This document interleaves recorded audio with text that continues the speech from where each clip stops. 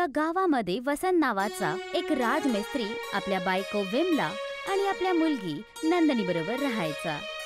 वसंत एक खूप चांगला कारीगर होता, पण त्याची गरिबी बघून त्याला कोणीही कामच देत नव्हतं आणि त्याची बायको पण कायम आजारी राहायची।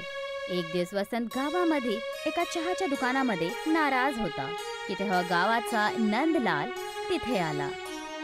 काय हाल आहे वसंत?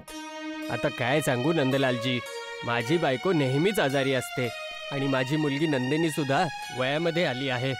आता तिचे हात पिवळे करायला दिवस रात्र चिंता असते मला। अरे तू तुझ्या पत्नीला एखाद्या चांगल्या डॉक्टरला का नाही दाखवत? मी किती वेळेस सांगितलंय तुला की आपल्या पत्नीला शहरामध्ये घेऊन जा, शहरामध्येच चांगला इलाज होऊन जाईल। आणि राहिली गोष्ट नंदिनीच्या विवाहाचं, तुला तर माहितीच आहे वसंत, मुलांकडचे कितीही चांगले जरी असले पण तरी पण सगळ्यांना हुंडा हवाच असतो। शहरातले डॉक्टर माझ्या लायकीच्या बाहेर आहेत नंदलालजी। मी तर 2 वेळच्या चपातीचा जुगाड पण खूप मुश्किलीनं करतो। मला मी कशी शहरातल्या डॉक्टरांची फीस देऊ शकेल समजतच नाहीये की माझी मुलगी नंदिनीचा विवाह कसाच होणार आहे। तर मग आपल्या पत्नीला असंच मरू दे आणि आपल्या मुलीला जीवनभर आपल्या घरामध्ये तसंच कुंवारी बनवून ठेव। हे कसं बोलत आहेत तुम्ही? खरं बोलत आहे। तुझ्याकडे आपल्या पत्नीसाठी इलाजाला पैसे नाहीयेत तर बरोबर गोष्ट आहे की तू तिचा इलाज नाही करू शकत। आणि जर तुझ्याकडे धनच नसेल तर तू तुझ्या मुलीचे हात पिवळे कसे करशील? कोण तिच्यासोबत लग्न करणार आहे? माझ्या पत्नी आणि माझ्या मुलीशिवाय माझं ह्या जगात कोणीच नाहीये। तुम्ही तर गावातले श्रीमंत व्यक्ती आहात आणि मी कुशलराज मिस्त्री आहे। जर तुम्ही ठरवलं तर मला कुठेतरी काम लावून देऊ शकता। तुला कोण कामावरती ठेवेल वसंत?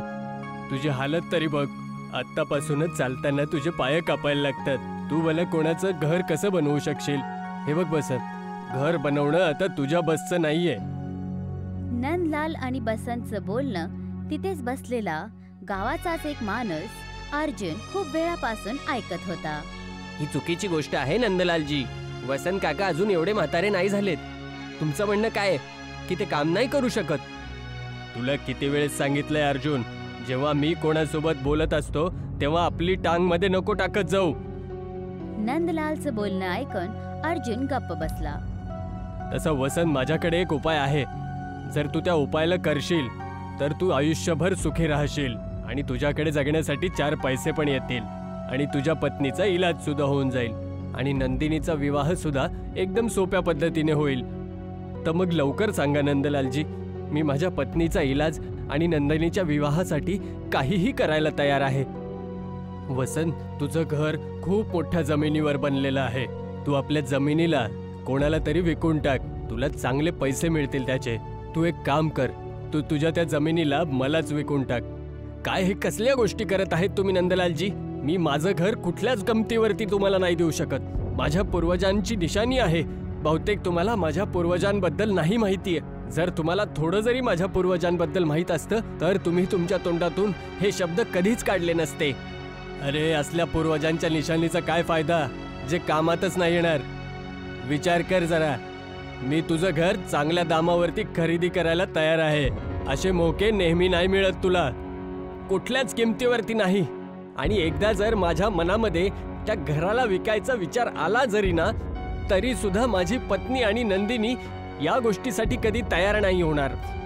नंदलाल रागात आला आणि तिथून निघून गेला। मन छोटं नका करू वसंत दादा, हिम्मत ठेवा आणि देवावरती विश्वास ठेवा। त्याच विश्वासावरती तर अजून जिवंत आहे अर्जुन। पण माझ्याकडून लोकांचे ताणे आता नाही ऐकायला जाते। मी लोकांना कसा विश्वास देऊ की मी एक कुशल मिस्त्री आहे? मी लोकांना ते घर बनवून देऊ शकतो जे मोठ्यातली मोठी कंपनी आणि मोठ्यातला मोठा इंजिनियर सुद्धा तयार नाही करून देऊ शकत। अर्जुन, सगळे माझ्या परिवाराच्या आर्थिक स्थितीला जाणतात, पण हे माहीत असताना सुद्धा मला कोणी काम नाही देते। आपल्या गावातला कैलाश आपली कोठी बनवत आहे काका, तुम्ही तिथे का बोलून नाही बघत आहे? माझ्या मते तुम्हाला एकदा जरूर कैलाशला भेटायला पाहिजे आणि जर त्याला तुमच्यावरती विश्वास बसला ना तर तो तुम्हाला काम देईलच। आणि मी तर तुमच्या कामाला जाणतो काका, तुमच्यासारखा कुशल मिस्त्री आज सुद्धा कोणी नाहीये।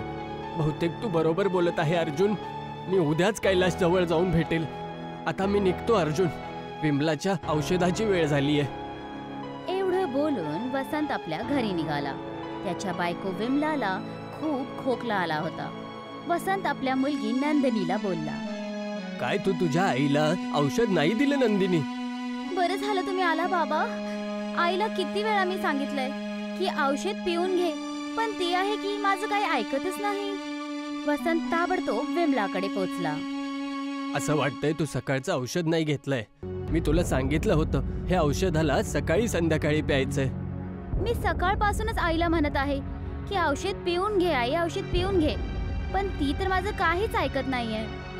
अहो नाही हो, बाटलीमध्ये औषध खूप कमी उरले आहे, म्हणून मी असं विचार केलं 2 वेळेच्या जागेची 1 वेळा ह्या औषधाला पिईल. आणि तसं पण औषध तर रोज रोजचीच आहे ना. तुला तर माहिती आहे विमला, जेव्हा तू ह्या औषधाला नाही पित तर तुला खोकला यायला लागतो. स्वतःची काळजी घे. तुम्ही जेव्हा लोकांकडून माझ्या औषधासाठी कर्जा घेऊन येता तर मला अजिबात आवडत नाही. मला माहिती आहे की तुमच्यावर तसं पण खूप सगळ्या लोकांचा कर्ज आहे. तुला त्याची चिंता करायची गरज नाहीये विमला. मी ह्या सगळ्या कर्जांना एका झटक्यामध्ये मिटवून टाकेल. फक्त मला कोणीतरी काम दिलं पाहिजे. आज सकाळी पण 2-3 कर्जदार तुम्हाला विचारत घरी आले होते. चिंता नको करू विमला, सगळं नीट होऊन जाईल. बाबा, गावाचे नंदलालजी पण तुम्ही नव्हता तेव्हा आले होते इथं, आणि ते बोलत होते की तुम्ही या घराला विकून द्या. कधी कधी माझ्या मनात सुद्धा आता हाच विचार येतो. असं चुकून पण नका करू हो. तुम्हाला तर चांगल्यापैकी माहिती आहे की हे घर तुमच्या पूर्वजांचं आहे आणि तुमचे पूर्वज कोणी साधारण लोक नव्हती. तुझीच ती गोष्ट माझ्या डोक्यात येत असते, पण मला समजतच नाहीये की मी काय करू. काळजी नका करू. तुम्ही तुमच्या काळातले खूप चांगले एक राजमिस्त्री राहिला आहात. बस आता तुम्हाला काम भेटायला पाहिजे. तसं आज तुम्हाला कुठं काम भेटलं? नाही विमला, आज सुद्धा मला कुठेच काही काम नाही मिळालं. पण मला अर्जुननं सांगितलं की कैलाश आपली कोठी बनवत आहे. मग तुम्ही तिकडे जाऊन कैलाशकडून आपल्याबद्दल का नाही बोलून घेत? उद्या सकाळी मी कैलाशकडे जाणार आहे. एवढं बोलून तो झोपून जातो आणि मग सकाळ होते. दुसऱ्या सकाळी वसंत तयार होऊन कैलाश जमीनदारच्या घरी जातो. वसंत, आज सकाळी सकाळी इथे कस काय? सगळं नीट तरी आहे ना? मी कामासाठी तुमच्याकडे आलो आहे. मला अर्जुनने सांगितलं की तुम्ही तिथे एक तुमची कोठी बनवत आहात. तुम्ही कामावरती मला ठेवून घ्या.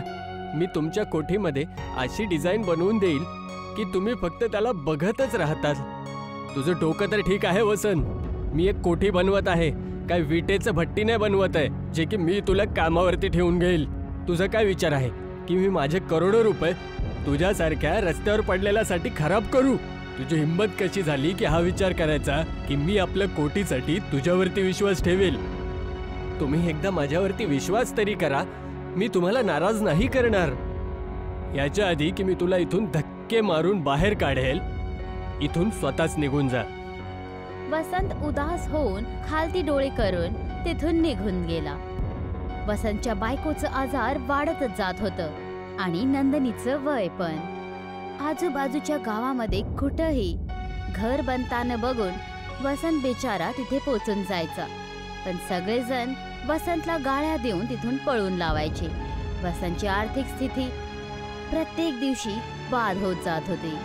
थकून हारून एक दिवस वसंत अर्ध्या रात्रीच्या वेळीच आपल्या घरी एका जुन्या डब्याला उघडून बसून त्या डब्यामध्ये काहीतरी बघत होता.